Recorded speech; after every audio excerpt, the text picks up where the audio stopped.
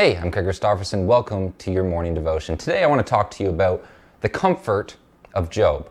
Now, of course, we know the story of Job and that he was sent messenger after messenger telling him that all of his riches, all of his wealth, and all of his children all passed away, one right after another, or were stolen away, or band of raiders, all that kind of stuff. Everything that he owns and that he has lived for and all the children that he has fathered are taken away instantaneously. And what happens is that friends of Job come to him, as is natural, right? He is in the grieving process, and of course, extremely going through a very great grieving process. And three of his friends come. It says in Job, at the end of chapter 2, it says, "Then Job's three friends came, and they heard about all the troubles that had come upon him. They set out from their homes and met together by agreement to go and sympathize with him and comfort him." So their plan is to comfort him. Their plan is to bring comfort. And this is really a biblical response. To bring comfort to a friend when he is down, they are setting out on the right path, the right objective. Verse 12, "When they saw him from a distance, they could hardly recognize him, and they began to weep aloud, and they tore their robes and sprinkled dust on their heads." I mean, this is really quite a powerful and emotional response. See, Jesus was moved by people's needs. And we are seeing that same response here in Job's friends. So far, everything is on the right path. Job's friends have the plan to come and to bring him comfort. And just like Jesus seeing the needs of people, they too are moved and they are weeping with Job because they see his anguish and they see his pain, and it moves them in their hearts. And so all of this so far is good. Verse 13, "Then they sat on the ground with him for 7 days and 7 nights. No one said a word to him." Why? Because they saw how great his suffering was. And in my opinion, still, they have not made an error. They have come to him with the objective to comfort him. They have seen his pain and anguish and respond and are moved by his pain and anguish. And then finally, sometimes, it's not always necessary to speak up immediately. Sometimes just the presence, in fact, science tells us just the presence of someone you love being close to you helps to ease the pain, and that words aren't even necessary. Actions are louder than words, and scientifically that is proven, and just your presence of being there helps to bring comfort. You don't always need to open up your mouth and start talking about the situation because we don't always know the situation. It's okay to just sit there and bring comfort with him. They sit there and they suffer with him. And so far, I don't believe that they've made any error. And then Job speaks up. It says, after a while of sitting around, Job opened his mouth and he cursed the day of his birth. He said, "May the day of my birth perish and the night that said a boy is conceived." He doesn't want to live anymore. He is in deep, deep pain and suffering. And it's here that his friends begin to fall into error. Now, men and women deal with problems differently. See, men want a solution to the problem, whereas women want you to listen to the problem and then be frustrated with them. Men and women are different.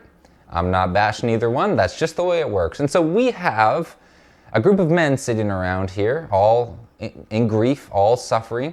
And so here's where the friends start to err. They begin to try and throw out solutions to the problem, which is the man way of dealing with things. And in that, they are erroneous because, first of all, they have the wrong answer. But second of all, we have Job beginning his speech with, "Curse the day I was born." So, not at all by any means in a good mental situation. And his friend's response, each of them one by one, his friend's response is, "Well, Job, you must be a sinner." Not a whole lot of comfort in that, is there? "Curse the day I was born." Yeah, Job, you might be a big dum-dum.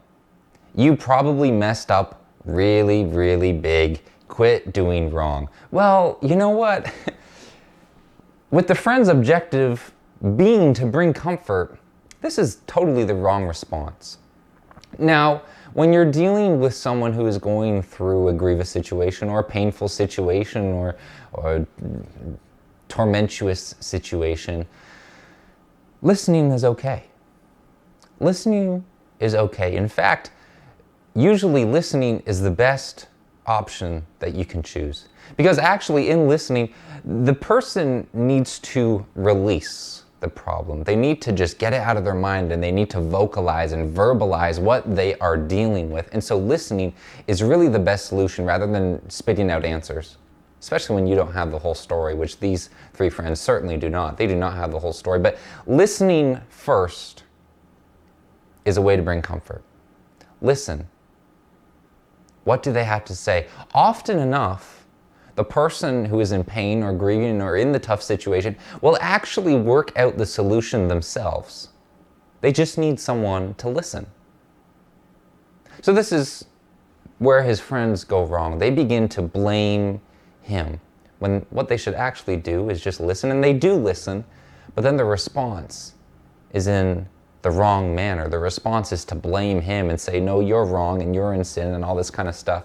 And that should not really ever be our response. See, our response should first of all be listening. And second of all, when we hear something like this, when we hear a proclamation that Job has made, when he says, curse the day of my birth, we should be looking to hook them back, direct them, slowly push them back to God and to truth. See, Job says, curse the day of my birth, and our response should not be, well, Job, yeah, you're a pretty big sinner, curse the day of your birth. No, our response should be, no, Job, you don't need to curse the day of your birth. I mean, we don't know what's going on here, but we can find comfort in God. We don't know what's going on here, but we need to push them back and say, you know what, Job, maybe let's just pray about it. Let's just stop and, we're not in a good mental space right now. Let's just pause, take a moment, and just sit down and pray and talk to God. And we need to, in our response, work them, slowly redirect them and give them little nudges and pushes back to the Lord, because they're not in a great mental space. And we need to help them there and be a comfort to them and bring them the presence of God back into their lives and redirect them back to that kind of mental state. See, Job's friends are actually terrible at being comforters. They are absolutely awful at being comforters. Job, he says in Job chapter 16, he says, I've heard many things like these that you guys are saying. You are miserable comforters. All of you, every single one of you is a miserable comforter with your long-winded speeches that never end. What ails you that you keep on arguing? He says, I could speak like you guys do. If you were in my place, I could make fine speeches against you and shake my head at you, because that's what these guys are doing. That's what his friends are doing. But he says, rather that my mouth would encourage you. That comfort from my lips would bring you relief. See, this is what we need to do as comforters when people find themselves in tumultuous situations. We need to bring them comfort. We need to bring them peace, not push blame on them. Psalms 119, 50-52, it says, my comfort in my suffering is this, that your promise preserves my life. My comfort is this, I look to the Lord. Remember what I just said about nudging them back to the Lord, because they're not in that proper mental space where they need to be. Nudge them back to the Lord. The psalmist says, my comfort in my suffering is this, that your promise preserves my life. See, the arrogant mock me unmercifully, but I do not turn from your law. I remember, Lord, your ancient laws, and I find comfort in them. I find comfort in your word. I find comfort in your promise. I find comfort in everything that you do to help me. And this is what we need to do when we are comforting someone like Job. We need to bring them peace and comfort and redirect them back into the presence of the Lord. And Job's three friends failed to do that. Now, luckily for Job, at the end of his suffering, he did actually receive comfort. He was able to receive comfort. Job 42, verse 10, it says, after Job had prayed for his friends, the Lord restored his fortunes and gave him twice as much as he had before. All his brothers and sisters and everyone who had known him before came and ate with him in his house. They came to spend time with him, and they comforted and consoled him over all the trouble the Lord had brought on him. And each one gave him a piece of silver and a gold ring. See, Job, the proper comfort that he needed is someone to listen, someone to understand, someone to just verbalize and vocalize what he is going through with. And the proper steps that we need to take as comforters is we need to listen, we need to redirect them to the Lord. And third of all, something that I kind of just thought of the other day that I never really thought about before is, Job's friends were all busy blaming him. And funny enough, we never see any of Job's friends actually seeing a proper need that needed to be met. See, Job is sitting there and he's got boils all over him and he's scraping his boils with pottery, and it's disgusting and it's terrible, and he's mourning and he's grieving, and all three friends failed to see the need. We never hear of anybody getting Job a meal. We never hear of anybody getting him a drink of water or getting him a blanket and a pillow to sleep on. All of his friends failed to see the need. And when we are dealing with people in pain and who are grieving, we need to be able to see the need. What can they use right now? What kind of help and assistance can they need right now? Can I give them right now? See, Job could have used a pillow. He could have used, a nice mattress. I don't know how nice the mattresses were back then, but he could have used some water. He could have used a good meal. And we are not told that any of his friends provided any of that. They failed to meet the need of bringing true comfort to Job. We need to look for a need that can be met when we're dealing with people who are going through these situations. Finally, I'll wrap it up with this. We can only bring so much comfort to someone's life.